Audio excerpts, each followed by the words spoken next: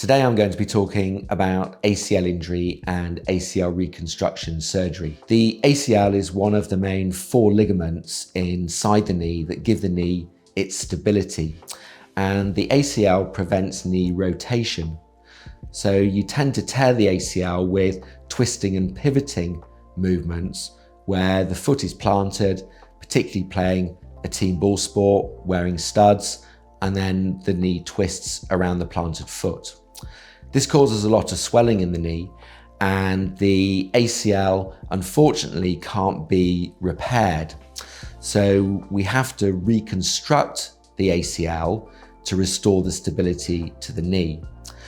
There's different options for providing a new ACL, and the commonest graft option in this country is the hamstring tendons, but we sometimes use the patella tendon. There are different sports which favour one over the other, and picking the right graft choice for you is all part of the consultation process.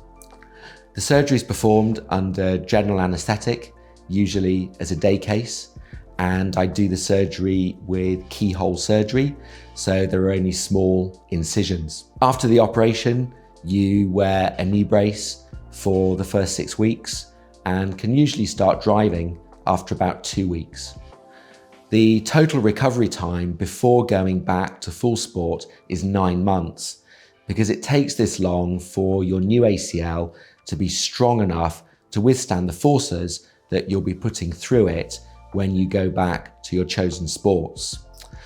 Following ACL reconstruction surgery, about 90 to 95% of patients will return to the same sport at the same level that they were doing when they had their injury.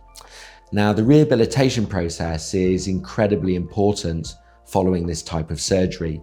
And one of the things that I do for my patients is link you up with a specialist ACL physiotherapist close to where you live or work so that you can get that input and get the best outcome.